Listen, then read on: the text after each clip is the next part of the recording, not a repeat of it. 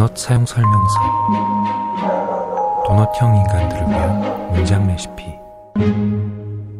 다음 문장은 54쪽. 네, 54쪽이고 창문하다랑 비슷한 페이지예요. 그러니까 되게 짧은 글과 그림으로 이루어져 있는데 저는 어쨌든 이 문장이 좋아서 골랐고요. 54쪽에 있는 거 읽어드릴게요. 네.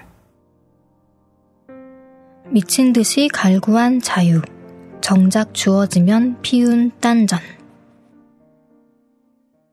이렇게 딱 두 줄인데 그냥 이거는 뭔가 설명 스스로의 이야기인가요? 네, 없이 이거에 늘 반복인 것 같아요. 계속 바쁘다는 얘기를 반복하고 있는데 네. 지금이 약간 절정의 시기라 그렇기도 하고 근데 잠깐 숨 쉴 수 있는 틈이 오면 막상 왜 우리도 예전에 시험 끝나면 이거 해야지 뭐 휴가 때 이거 해야지 라고 다 생각해놓고 안 하고 딴청 피우잖아요. 네.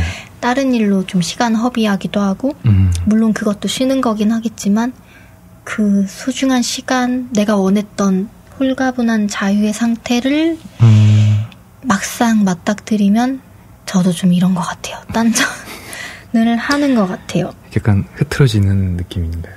그렇기도 하고 갖지 못했을 상황에선 이게 소중한 걸 되게 잘 알면서도 막상 가졌을 때는 소중하다는 생각을 잘 못하는 것 같은 그런 느낌이었어요. 어쩌면 이 인물도 포르투갈로 떠났고 이게 엄청나게 갈구하는 일이었지만 이 그림이 벤치에 앉아서 좀 느긋하게 있는 거잖아요. 네. 그냥 약간 어떤 나의 생각을 벼르려고 떠난 건데 그렇지 않은 상황 그리고 좀 시간을 흘려보내는 거 그게 되게 인간적이란 생각을 했어요. 이거 맞아. 그리고 내 삶이 좀 뭔가 너무 급속도로 돌아갈 때와 느리게 흘러갈 때가 균형이 좀 만족스럽지 않아라고 생각하는 이유 같기도 해요. 막상 이 자유가 주어졌을 때 나를 돌아보고 나에게 좀 바쁠 때 나를 좀 내가 어떻게 돌봐야 하지라는 생각을 좀 해야 되는데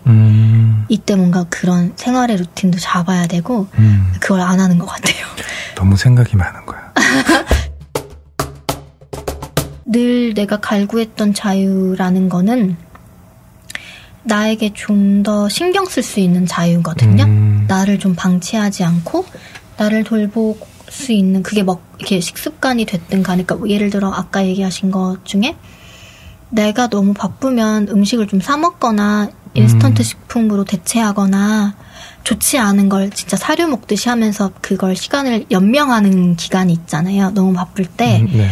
근데 나 좀 시간이 생기면 요리도 하고 싶고 천천히 무언가를 해서 나를 대접하고 싶은데 막상 이 시간이 와도 그거보다는 다시 또 그런 식품들을 먹으면서 그냥 그 멍 때리는 거? 근데 그게 저한텐 좀 이것도 일종의 외면이야 라는 생각이 좀 드네요. 그래서 이 문장에 꽂혔을 때는 제가 그 도망치거나 먼 거리로 여행 가거나 긴 시간 떠나 있는 거를 굳이 원하지 않았던 이유가 저는 가면 어떻게 살지 좀 스스로에 대해 알고 있어서 그런 것 같기도 해요.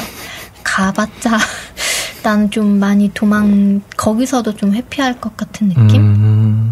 그리고 1, 2년이 또 후딱 지나가고 돌아와서 다시 또 그 시간을 메우기 위해 나를 엄청 좀 혹사해야 하는 상황이 있고 실제로도 그렇게 두겠지라는 생각이어서 이 그림이랑 이 문장 보는 순간 그러게 왜 그걸 자꾸 내가 자유를 갖지 못할 때는 되게 갈구했는데 막상 얻게 되면 왜 이렇게 나 그거 좀 허비했을까라는 생각으로 좀 꽂혔던 것 같아요. 저는 이 책 보면서 처음에 이제 이 책을 하자고 했던 이유 중에 하나 나머지 경희님에 대한 부분을 좀 투영을 했었는데 네. 제가 경희님하고 얘기를 하다가 되게 재밌다고 느낀 거는 네. 되게 불편러라는 생각을 많이 했거든요. 저요? 엄청요. 근데 저는 불편러를 되게 좋아해요. 저도 되게 불편러고 네. 거의 전문가 수준의 불편러이기 때문에 네. 맞아요. 그래서 이런 부분들이 어쩌면 되게 잘 맞는 문장들이 있겠다라는 생각이 들어서. 그것도 맞는 게 좀 부끄러워지지만 이 책이 좋았던 이유가 저희가 아마 첫 번째 방송에 그런 얘기 했을 거예요. 이렇게 제가 항상 싫어하는 거에 대해서 많이 생각을 하고 싫어하는 게 너무 많은 사람이라 좋아하는 소설을 왜 좋아하는지를 얘기하고 집중하고 싶은 생각에 서점을 시작했고 이 도넛도 그런 연장선이다 이런 비슷한 얘기를 한 적이 있는데 이 책이 사실 본연의 저의 모습을 좀 후련하게 만들어준 게 있어요. 그러니까 사실 이게 뭐냐면 이 문장이 결국엔 시간을 줘도 땡땡 안 줘도 땡땡 이런 거예요. 근데 이거는 저한테 하는 말이기도 하거든요. 도대체 뭘 원하는 거야? 너 바쁜 것도 싫다. 시간이 많은 것도 싫다. 왜 이거를 네가 잘 돌아보지 못해? 라는 말 같았어요. 저한테는. 근데 경희님 얘기를 듣다 보면은 내성이 되게 강하다는 생각이 들거든요. 살다 보면은 건강하지 못할 수도 있고 혹은 좀 실수를 할 수도 있고 이렇게 걸음걸이가 이렇게 정확히 90도로 걷지 못할 수도 있고 팔이랑 오른팔, 오른다리를 동시에 움직일 수도 있고 전 그걸 되게 못 견뎌 하거든요. 명확히 알아야 돼요. 내가 왜 이렇게 걷는지를 알아야 되고 뭔가에 대한 이유와 결과를 정확히 알지 못하면 너무 답답하고 막 미칠 것 같고 그래서 그런 부분이 너무 커서 제가 많은 걸 가지게 되면은 그거를 견디지 못한다는 걸 알기 때문에 약간 챕터별로 가지고 있으려고 해요.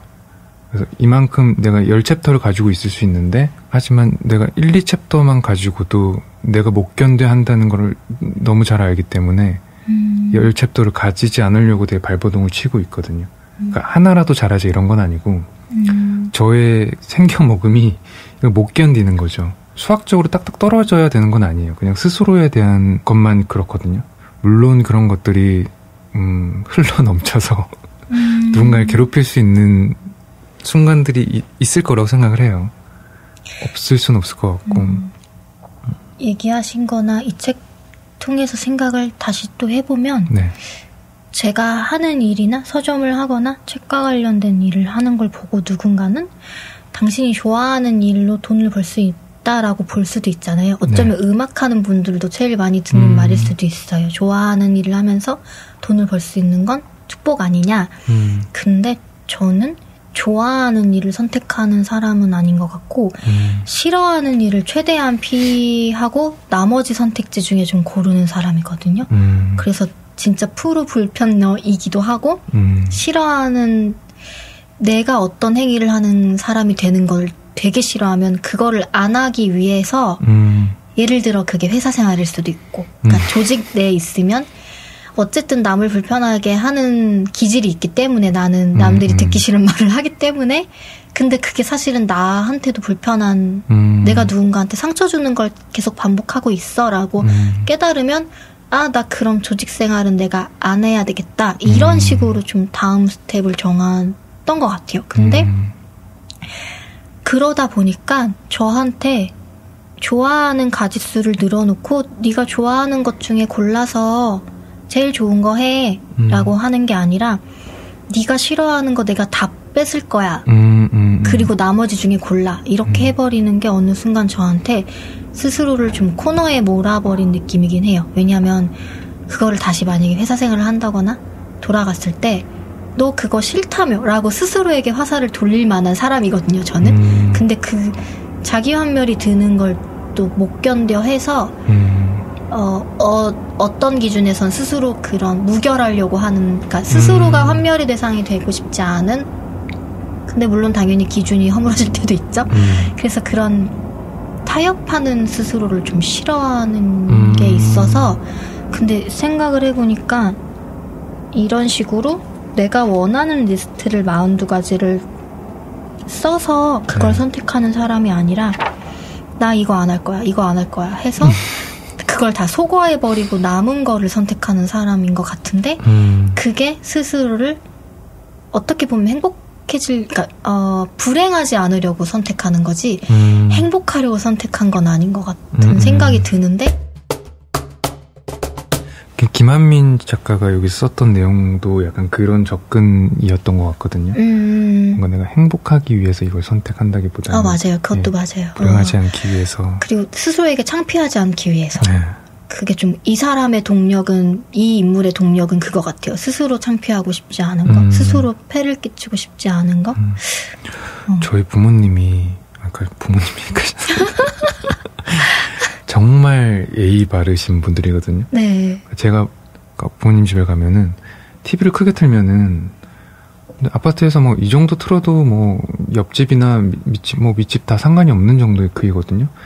근데 정말 들리지 않을 정도로 TV를 공유 2 정도로 맞춰놓고 사세요. 그리고 이제 집에 놀러 가면은 이제 퉁퉁퉁 걷게 되잖아요. 그러면은 밑에 집에 피해갈까봐 정말 사뿐사뿐 걸으시고 정말 양보도 많이 하시고 그냥 삶의 어떤 태도 자체가 그냥 내가 양보하면 되지, 내가 좀 손해보면 되지라는 그게 몸에 배어 계신 분들이거든요. 전 그게 너무 싫었어요. 일부러 집에 가면은 쿵쿵쿵쿵 거리고 TV 크게 틀고. 밑에 집에서 아는 거 아니에요? 저 집도 아들 왔구나. 그러면은 이제 뭐라고 하세요. 뭐 이거 좀 이렇게 하면 안 돼? 그러면 왜 그렇게 살아? 약간 이런 식으로 약간 오히려 그렇게 했던 편인데 저는 그렇게 살지 않으니까 저는 항상 한계치가 올 때까지 살았던 것 같아요. 뭐 피해를 준 건 아니지만 음악을 하다 보니까 어쩔 수 없이 이제 돈이 없기 때문에 작업실이 집에 있어야 됐었고 방음시설이 없었고 그러다 보면 항상 민폐를 끼치는 위치에 있었는데 그걸 당연하다고 생각하는 건 아니지만 그냥 뭐랄까 그냥 그래야지만 내가 생존을 할 수 있는 상황이니까 그것보다 내 생존이 더 우선이었던 거죠. 근데 지금은 뭐 어쨌든 방음이 되는 데서 작업을 하고 있고 그런 민폐를 끼칠 수 있는 것들을 되게 제거를 하긴 했는데 그럼에도 불구하고 저는 그런 것들을 되게 조심하는 사람은 아니더라고요. 민폐를 끼치지 않기 위해서 미리 내가 뭔가 나를 몸을 사리고 그러니까 기본적인 예의를 지키긴 해야 되지만 근데 그것도 뭔가 내가 싫어하는 것 위주로 안 하더라고요. 나는 이걸 싫어하니까 이 정도는 안 해야지가 되는 거고 내가 싫어하지 않는데도 조심하지 않는 건 잘 없는 것 같아요. 뭐 그런 생활적인 부분은 저도 막 민폐를 끼치는 일을 만드는 건 당연히 누구나 싫겠지만 그렇다고 해서 어떤 이 정도까지는 서로 이해해 줄 수 있는 거 아니야 라는 선은 저도 있는 것 같긴 해요. 저도 어쨌든 뭐 늦게 집에 들어가서 이렇게 세탁기를 돌리거나 청소를 하는 거에 대해 지적을 서로 할 정도의 그건 좀 아닌 것 같다라는 생각? 저도 위층이 사실 일시적인 시간대에 일정한 시간대에 체조 같은 걸 하시는 게 좀 있어요. 되게 쿵쿵 리듬이 있는데 특정한 근데 좀 많이 불편한 시기가 있어가지고 이제 관리실에 얘기를 해서 한번 이렇게 말을 했다고 하시는데 그 후에는 예전에는 하루에 뭐 몇 타임이었다면 지금은 아침 밤 이렇게 2타임만 하시거든요. 귀엽다. 네, 그래서 근데 그것도 사실은 왜 굳이 얘기를 했냐면 처음으로 층간소음에 대해 느껴본 거였는데 이 쿵쿵 소리를 들으면 되게 제가 이렇게 불안해지더라고요. 이게 언제까지 지속될지랑 실제 그 소리가 좀 심장 뭔가 그런 특정 리듬이 있는 쿵쿵이라 그냥 왜 쿵쿵쿵쿵 거 생활소음이 아니라 일부러 내는 그건 소음이잖아요. 그 좀 생각보다 불안하게 느껴지길래 좀 얘기를 했더니 이제는 좀 가려서 하시고 저도 좀 무뎌지기도 하고 했는데 근데 그렇다고 해서 제가 집에서 조심히 걷느냐 그건 아니에요. 그러니까 슬리퍼를 신고 뭐 이렇게 최소한의 뭘 하지만 어떤 그 제목님 부모님처럼 그걸 엄청 의식하는 거에 대해서는 좀 다른 얘기일 수도 있을 것 같아요.